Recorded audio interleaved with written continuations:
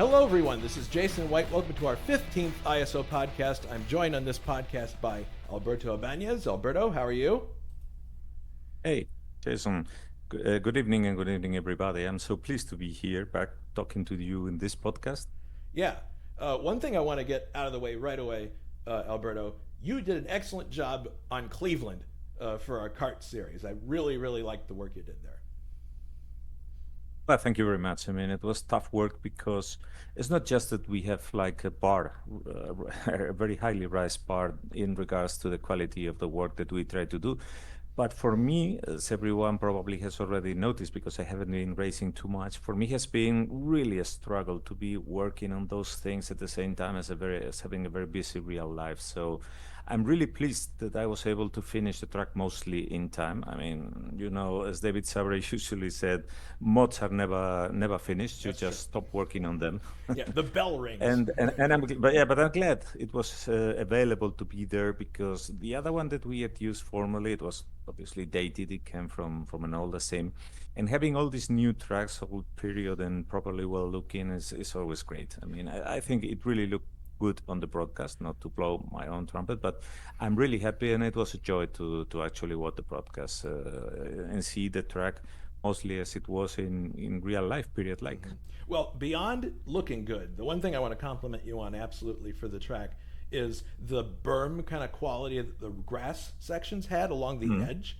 I thought that was really ingenious because it discouraged cutting, first of all, and it made it so you didn't have to put up as many cones or as many tire stacks.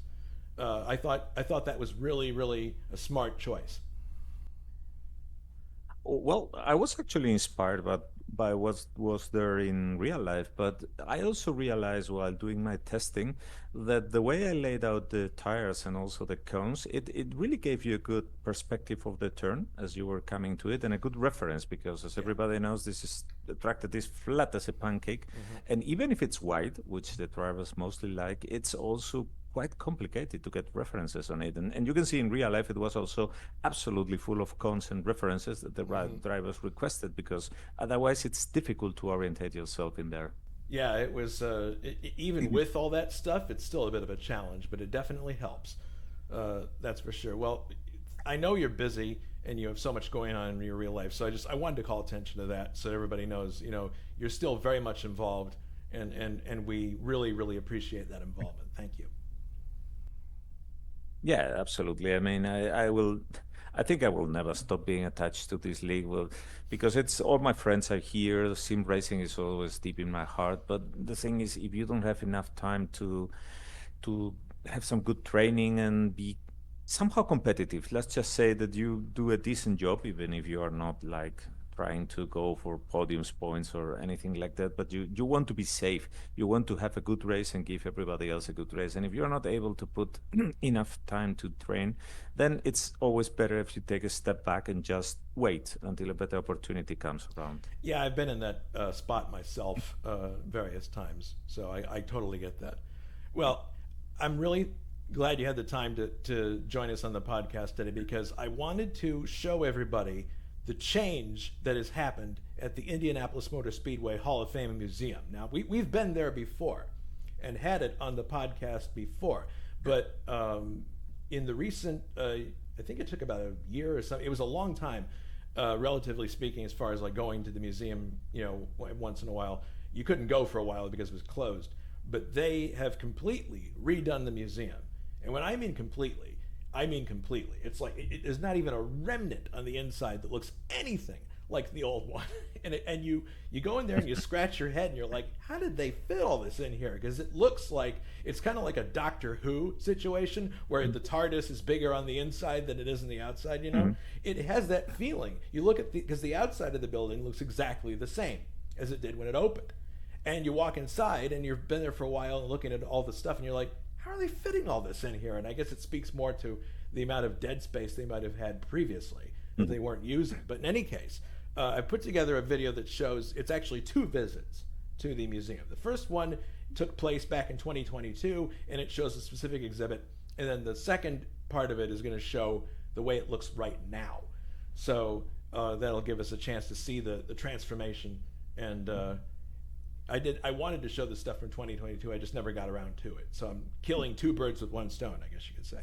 Yeah, look, I mean, from 2022 until now, there has already been a big renovation. Oh yes, And yes. I think this is something I absolutely love about you Americans, because you have so much love and care and respect for your museums. I mean, it's funny that here in Europe we have obviously a longer history, so to speak, unto the Middle Ages and prior and even that, and we have museums. But the way those museums are set up in the United States, the way they are taking care, and the way that they are renovated constantly and trying to expand and make a better experience for the people is always noteworthy, because I mean there isn't obviously usually so much content in terms of timeline, but it's just the sheer abundance of history and of tender carelessness for what you have there that I absolutely love about it. Well, that's great to hear. I mean, I've seen lots of good museums, great museums on your side of the pond as well.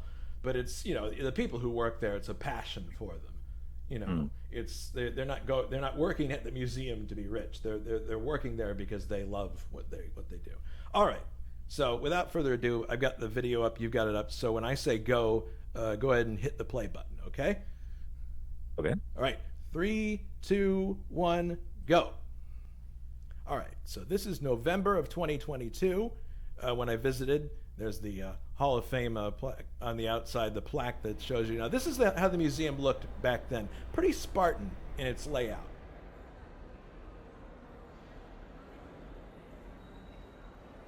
The time that I went, there's this display going on called The Day They Finished Second.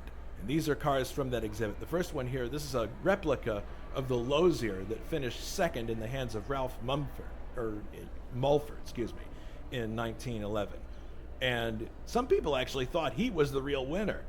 There was controversy about possibly there being some kind of a scoring error, and it went so far to the point where Carl Fisher actually destroyed the records after the results were posted. So nobody would dispute them, but if you ask me, that would just like fuel the fire. But in any case, this is the car that finished second. Very beautiful car, well detailed, and it's amazing that more of those questions don't happen back then, because obviously they had no electronic timing and scoring. So Yeah, and here we see the typical picture. And when you see the car there in the flesh, it's absolutely stunning how precarious everything looked like. yeah. Now, we always say that green cars are unlucky at Indianapolis, but here's one that did finish second in the hands of Jimmy Jackson in 1946. So he qualified for the race and then proceeded to remain in second place in the race for 300 miles. He took the lead and then eventually ended up second. This is a really gorgeous car right here, a Jim Robbins special from 1951. Only 8 cars finished that year. And that's a familiar theme in Indy. The attrition tends to be pretty high. Fantastic to see it in the flesh compared with the pictures. I mean, the pictures, they are period, they are fantastic looking and that, but wow, when you see it there for real, like that, like you could get in and drive. This is a Springfield Welling special.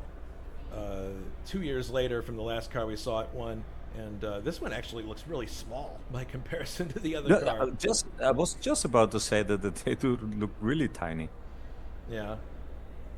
And this guy, Art Cross, finished 3.5 minutes behind Billy Vukovich that year. Speaking of which, here's Billy Vukovich Jr., or the second. And this is his car that he drove in 1973. And your 118 model of this car kickstarted basically our model. The detail is so cool in this car. This is Michael Andretti's car from 1991. Interestingly, it's number 10. In the series, he was number 1. But for the Indy 500, he was forced to number it 10 because Ari was the previous year's winner, and they gave him number 1. But everybody knows this car from the duel there with Rick Mears, and that was spectacular to watch on TV. I'm sure it was even more spectacular in person. Yeah, interesting to see the USAC sticker there, because they were still sanctioning the race. Yeah, and everybody remembers this second place finisher. This is Scott Goodyear's Mackenzie Financial Lola, which finished second to Allenser Jr. in 92, the closest finish in history at the time. He started from 33rd. Most people forget that. He charged all the way up from 33rd to second in this car and just lost by that little amount. Yep, absolutely. Yeah, that's a classic finish. Never forget that one. And from one that everybody remembers to one that most people probably forget, this is the second place finisher from 1996. A Gallus car, Ah, and driven by Davy Jones. But nobody remembers it because that was the first year of the IRL. And yeah, correct. and that kind of, most people, it's like, if you ask them to recall that race, they can't really. But if it's funny, I've watched it recently. It's actually not a bad race. Now this is the second place finisher that I got to see in person in 2011, J.R. Hildebrandt's car, because it crashed on the outside of turn 4 trying to lap a car on the final corner, and it slid past my dad and I with the whole right hand side hanging off the car, fluids coming out of it and everything. At first we thought maybe he had coasted across to take the win, but he did not.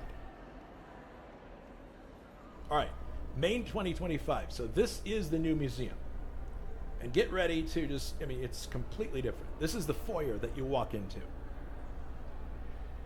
Yeah, with pictures projected on a wall there, and that kind of moving light motif. It's like the whole building that you see from the outside dedicated to the exhibit, or is there storage in that?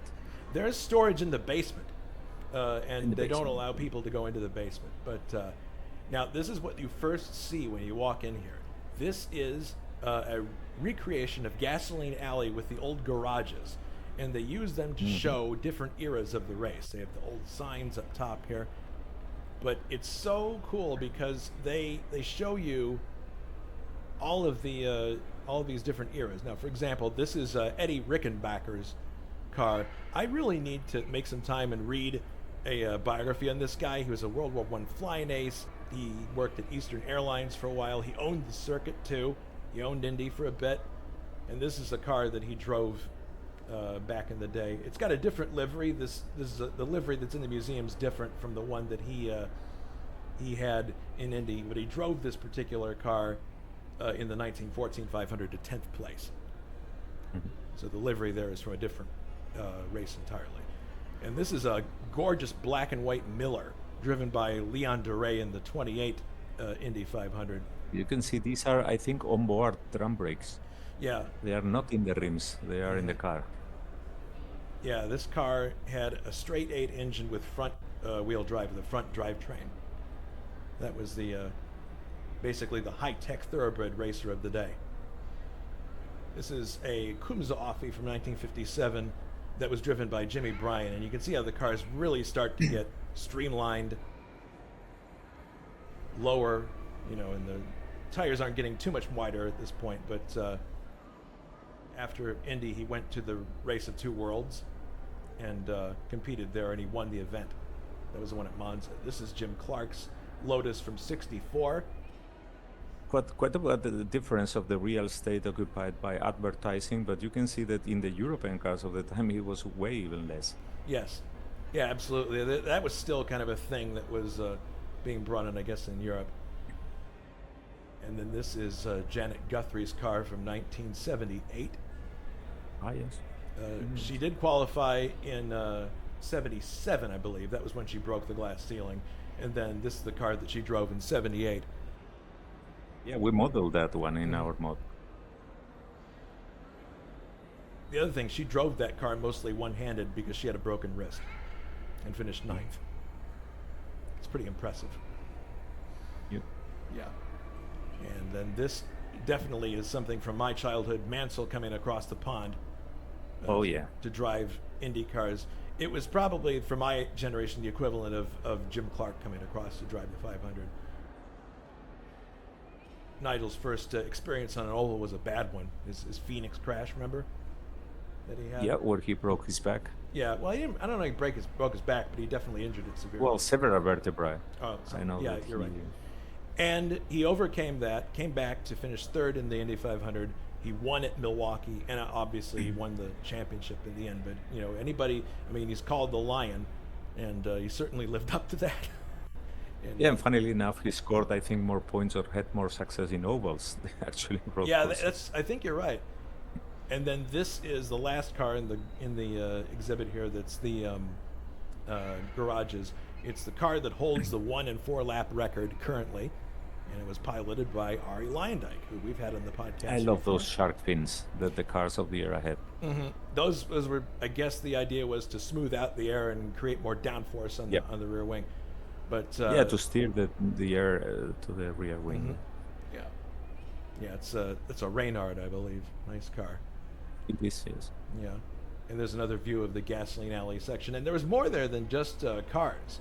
They, in the next shots, you'll see they had model cars, timepieces, badges, and identification from back in the day, old jackets and paraphernalia like that, and plenty of helmets too. Lots of helmets. I think that's Mario's on the left, Johnny Parsons on the right.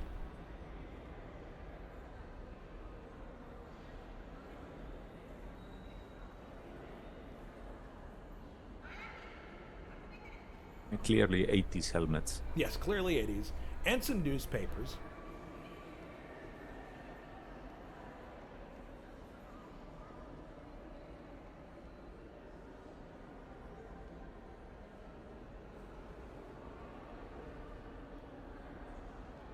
This was probably the most high-tech part of the new museum. It's a little theater where you are shown what race morning is like. It's kind of an immersive experience. You got screens that are on the top and they roll down in front of you with fireworks and everything. It was pretty cool. And they showed the front row of the. I'm not sure where they found 3 spare Delaras, but they did. and they recreated the front row. These were not the actual cars. They were sequestered somewhere else. Yeah, backup cars, probably. Probably backup cars. And then this is the pathway that leads into the main floor display, which is just fantastic. That's Weldon's winner from 2011, and it's right next to the Wasp. It took me a second to realize the significance. Weldon's car was the 100th anniversary winning car. This was the first car to win the Wasp, so I guess they're covering 100 years there. Was that first floor actually part of the exposition in the previous visit? No. I mean, well, it may have been geographically, possibly, but it looked completely different. It didn't have any. Okay. It looked completely different from what you see in the first one. It was really hard. There's Ray and the Wasp. Oh, there you go. It was really. First winner. It was really weird because I couldn't place where I was previously. This is the other thing. So they had Weldon's car, which was the 100th anniversary, the first winner, Ray Haroon, and now the 50th anniversary winner in the hands of AJ Foyt, the Bose Seal Fast Special. So that's what they were doing. They were showing first, 50th, and 100th anniversary.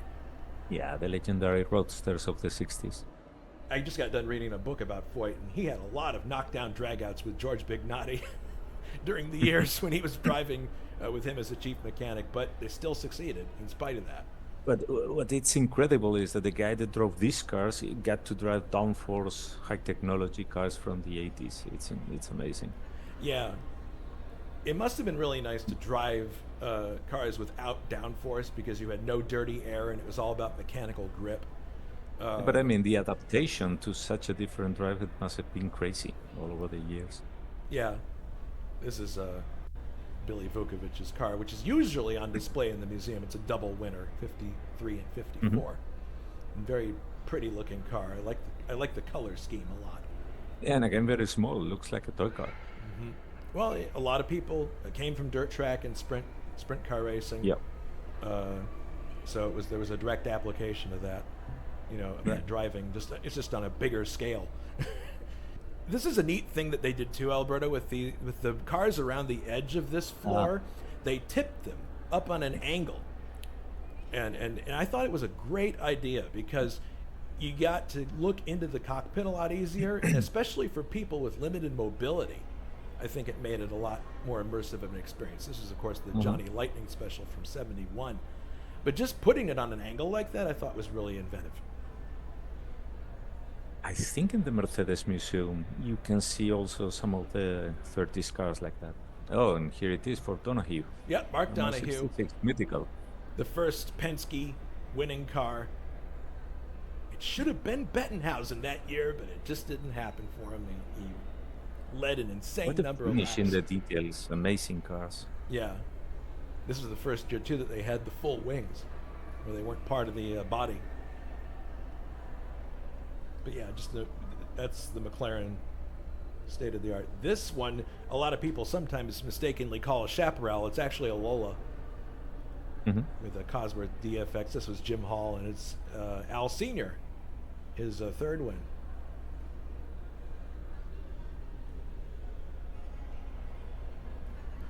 Yeah, the cars really did start to slim down a lot when they got to the late '70s. Helped a lot, Yeah. obviously, by less fuel. And then everybody knows this one. John Cox winner from '82. When you look at this car, you can almost hear Jim McKay going, "I've never seen anything like it." This is something that I would really like to do one day. A mod for race the Indy with these cars. They look so I modeled a March absolutely fantastic. '82C. It exists. Yeah. I modeled one. So if we wanted to do that, we could. But man, then you think about the amount of work, and then it's like, oh man. Yeah. And Uncle Bobby, his '68 winner. More USAC stickers there on the side. Hmm. This was the year, and that's a turbocharged Offie. This was the year that the turbines were supposed to win. The second year in a row where they were favored, and they didn't finish again. And Old School Tech ended up winning.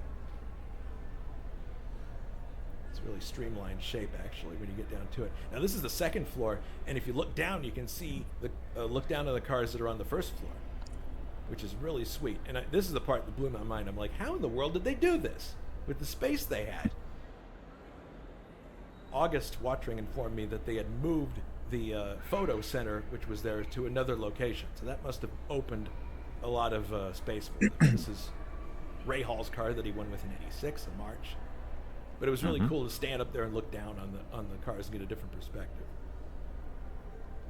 And they had clothing on the second floor, which was neat. I think that's Newgarden's suit.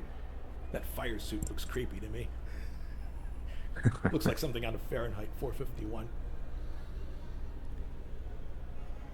Yeah, but when you think about it, it looks even more creepy to think that they were like doing all the fuel and all that without any of that in the 50s and 60s. It's true, yeah.